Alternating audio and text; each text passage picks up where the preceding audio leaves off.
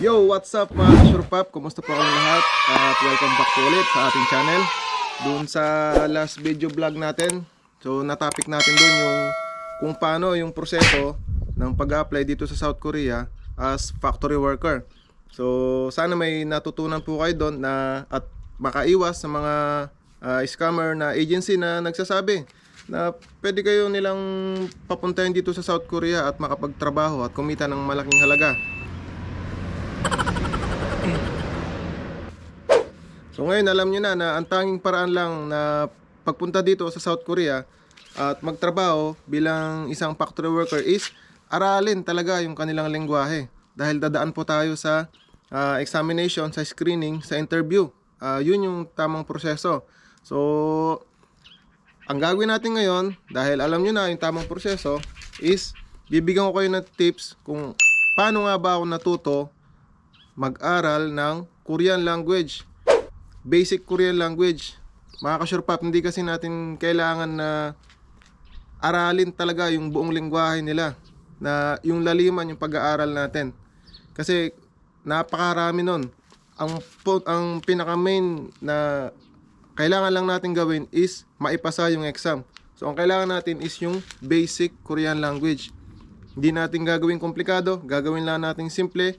Kung ano yung mga ginawa ko noon para maipasa ko yung exam, so yun yung i-share ko sa inyo. So ano pa, ginagawa natin? Let's do this!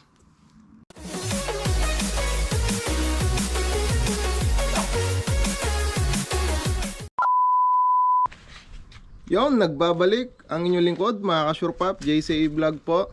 Nga pala mga kasurpap, ang vlog po natin, ang channel natin na ito ay patungkol po sa buhay ko dito sa South Korea bilang isang OFW at mga tips sa mga kababayan natin na aspirant na gusto rin magtrabaho bilang isang factory worker dito sa South Korea. Ito ang unang-una sa listahan natin, yung Korean alphabet. So ano nga ba yung Korean alphabet o yung tinatawag nila na Hangul, Hangukmal, Hanggugo? Yun yung mga kung ano ba yung tawag nila doon. Kumbaga meron tayong alphabet sa atin na ginagamit, meron din silang alphabet na ginagamit, which is yung Korean alphabet. So meron silang vowels and consonant, katulad din sa atin. So ang una dito is yung vowels. Kailangan natin pag-aralan yung vowels katulad nito: a, ya, o, yo, u, yu, u, i. So yun yung mga Korean alphabet na vowels nila. So habang inaaral mo yung mga yan, habang minememorize mo siya, isulat mo na rin, kasi dun sa pagsusulat natututunan mo siya kung paano siya bigkasin. So kapag nakabisado mo na yung mga Korean vowels na yan, isunod mo na ngayon yung consonant na kabisaduhin. Katulad ng giyok, neon, digot, riol, yan yung mga consonant nila. So mga kasurpap, yung mga sinasabi ko yan, i-screenshot nyo kasi mahalaga yan kapag nag-aaral kayo ng Korean language. Kapag nakabisado nyo na yung vowels and consonant, so meron din silang mga verb katulad ng mga kada, to go, hada, to do. So yun yung mga verb nila. So napakahalaga ng mga yon. Doon sa sentence makikita nyo yon. Pagka sanay na kayo magbasa ng mga Korean, nasa dulo palagi yung mga verb na yan. So yung magiging action word nila, yung mga verb na yon. Yun yung magiging key points ninyo, lalo na kapag magte-take kayo ng exam, kapag nagkaroon na ng schedule yung exam. So wag niyo isipin na pandemic ngayon na walang hiring dito sa South Korea. Guys, yung pandemic matatapos din yan. So after ng pandemic, kulang ang manpower dito, sigurado kailangan nila mag-hire ng maraming EPS worker dito sa South Korea. So habang yung pandemic, samantalahin nyo, mag-aral kayo, mag-review kayo ng maigi, para nang sa ganon, pag dumating yung exam is maka first take or one take lang kayo dun sa examination. So yon, Susunod is yung mga adjectives katulad ng apoda, to be sick, begoppoda, to be hungry. Yun yung mga adjectives. Pag naaral nyo na yung mga yan, so kabisaduhin nyo. Pag naaral nyo na yung mga yan, doon na kayo mag-start mag-vocabs or vocabulary. So doon sa pag-start, pag-aaral ng vocabulary, hindi kailangan ng paspasan or madalian. Halimbawa, sa isang araw, makapag-memorize ka ng 5. Okay na yun, goods na yun. Ulit-ulitin mo lang yun na i-memorize sa loob ng isang araw. And then, kinabukasan, magdagdag ka ulit ng 5. Huwag mong sasagarin sa punto na parang na-stress ka na sumasakit na yung ulo mo, parang sasabog na dahil gusto mo makabisado lahat yon. Guys, ang pag-aaral ng Korean language is gradual yan, step by step. Dahan-dahan, hinay-hinay lang para makabisado mong maigi kung ano man yung pinag-aaralan mo. Halimbawa, Jiangsu, yung mga places. Meron tayong Xijang, yung tinatawag nilang Xijang, which is market. Then, meron din tayong Byungwon, hospital. Yan yung mga Jiangsu or places. Doon sa pagkakabisado ng vocabs, mga ka-surepop, maraming klaseng technique yan. So, ito yung ginawa ko doon sa pagkakabisado ng mga vocabularies. Una na dyan is, gumawa ko ng reviewer ko. Actually, yung mga reviewer ko is mga reusable paper lang yon, na meron siyang sulat sa harap. So, ginagawa ko, wala siyang sulat sa likod. Doon ako sumusulat. Hindi ko sinusulatan yung aking notebook. Gawa ng... Gusto ko kasi pag ako yung nagre-review, nandyan lahat sa harap ko yung mga notes ko. Hindi yung ganun ako ng ganun, hanap ako ng hanap dun sa notebook. Pagka ginawa nyo yung reviewer nyo na yon, make sure na gawin nyo siyang per category. So halimbawa, kung places yung nandun sa isang papel na sinulat nyo, panay puro places ang ilagay nyo doon. Kapag ka doon naman sa kabilang papel, isinulat nyo is mga verb, puro verb ang ilagay nyo doon. So huwag nyo siyang paghalu-haluin. So halimbawa ganito, doon sa isang papel sinulat nyo counting units. Ano ba yung mga counting units ng Korean language? So meron tayong ke. Ang counting units nun is ang piraso. Usually yun yung ginagamit dito.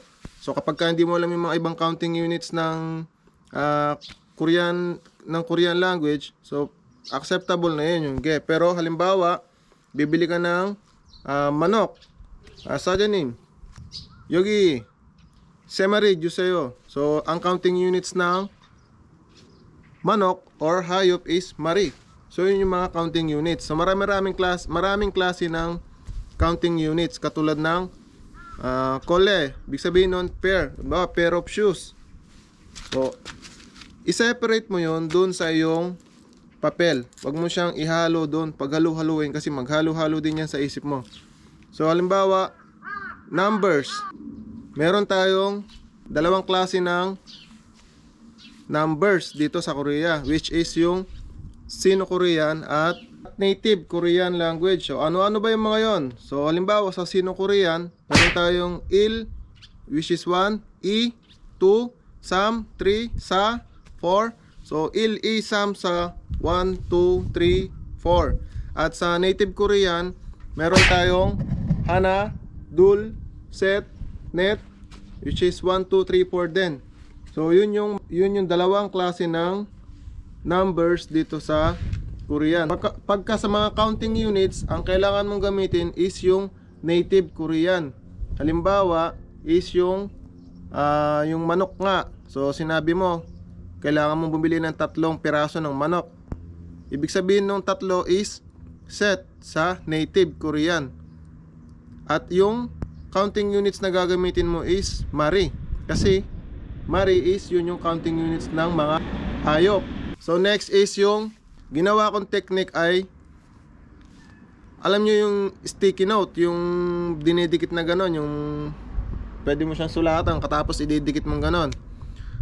So lahat ng nakikita ko sa bahay, halimbawa yung washing machine, setakki, sinulat ko yon, yung hanggukmal niya, pagkatapos dinikit ko dun sa washing machine.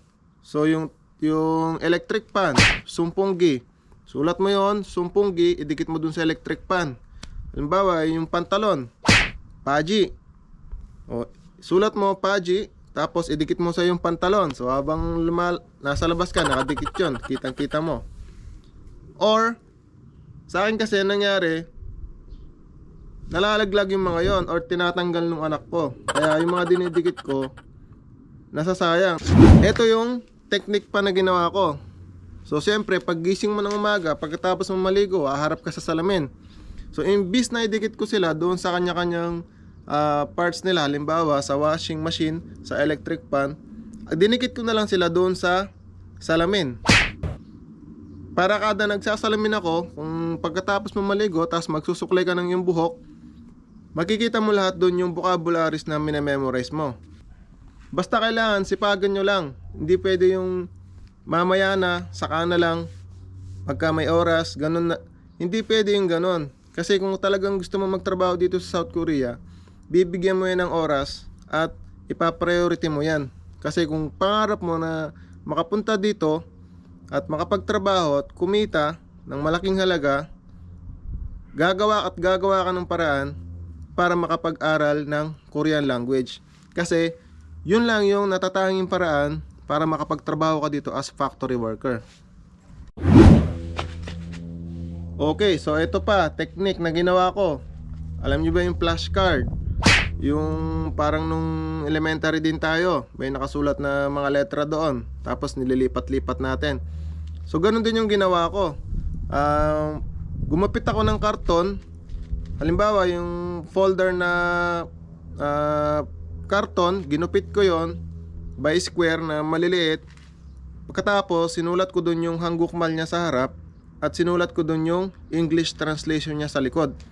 Kahit sa trabaho, dala-dala ko yon, nililipat-lipat ko. Hindi ko na siya masyadong nilakyan. Yung medyo handy na lang siya, maliit, para kahit ibulsa mo lang, pwede mo siyang, pagka break time mo, basa-basahin mo yon. So makakabisado mo yon, memorize mo ng memorize. So makakadagdag yon para marami kayong makabisadong vocabularies. Ito pa yung lagi kong sinasuggest sa inyo. Siyempre yung pinaka number 1 sa Facebook, maraming tutorial po dyan na nagsishare ng mga Korean language. At sa YouTube, yan, sobrang dami po dyan sa YouTube kung paano kayo matututo ng Korean language. So halimbawa sa Facebook, sumali kayo sa mga group ng mga aspirant na mga KLT, mga EPS worker na gusto magtrabaho dito sa South Korea. So lalo na pag malapit ng exam, nagkakaroon doon ng mga question and answer. So magpo-post silang ganon ng mga image or mga essay, mga paragraph. So sasagutin mo yon. So ang ginagawa ko sa sarili ko, bago ko buksan yung mga comment doon, sinasagutan ko muna sa isip ko kung ano yung sagot doon sa question na pinost nung nasa Facebook. So kapag sure na ako doon sa sagot ko, tsaka ko bubuksan yung comment. So kahit hindi na ako mag-comment doon, parang titignan ko lang kung tama ba yung aking sagot doon sa pinost doon sa Facebook. So bigyan nyo lang ng ano yung sarili nyo, i-challenge nyo yung sarili nyo. So wag basta open yung comment, tignan nyo muna, basahin nyo muna kung kaya nyo sagutin. Pag di nyo kaya sagutin, buksan nyo yung comment, pero make sure tandaan nyo yung tanong na yon at yung mga sagot na binibigay nila. Eto na, siguro itatanong mo, ano ba talaga yung kailangan kong i-memorize? Ano ba talaga yung, kasi alam ko rin yung nasa isip nyo eh. Kumbaga gusto nyo, kung ano yung lalabas sa exam, yun yung i-memorize nyo. So alam ko ganun yung gusto nyong malaman. So may sasuggest ko sa inyo, punta kayo sa Facebook, i-search nyo yung mga previous question doon sa Facebook patungkol sa exam ng EPS worker dito sa Korea. So doon kayo kumuha ng mga key points ninyo para alam nyo na kung ano yung mga usually na itinatanong.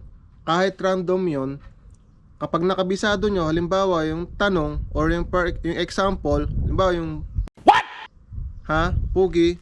So walang mali siya, pugi, hindi siya puki. Okay? Yung mga nasa isip nyo. Kapag nakabisado mo yon na, ay, ito, example pa lang ito, alam mo na yung gagawin mo. Pakikinggan mo lang siya, hindi ka sasagot.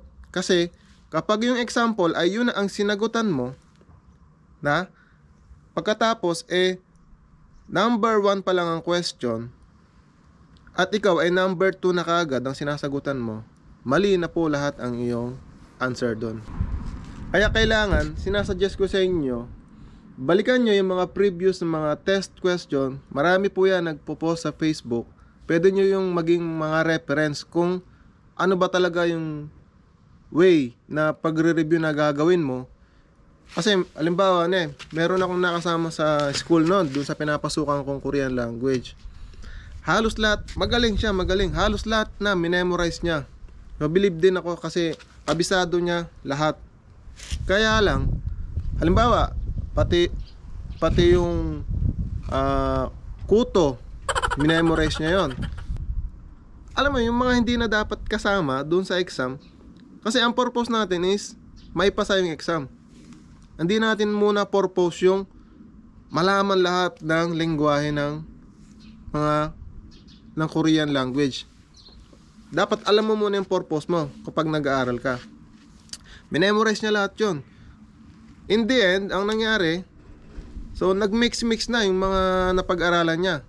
Minsan, pag nag-question and answer kami, nagtatanungan kami, naghahalo-halo na yung mga napag-aralan niya. Per category siya doon sa kanyang notes, pero doon sa actual na, nagmi-mix-mix na siya. So, wag mong aralin lahat. Kung kaya mo, okay lang. Pero make sure na hindi mo siya makakalimutan at matatandaan mo.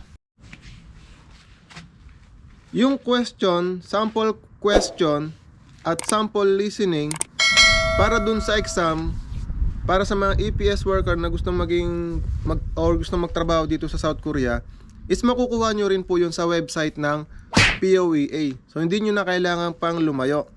Punta lang po kayo sa website ng www.poea.gov.ph. Scroll nyo ulit papunta dun sa ilalim.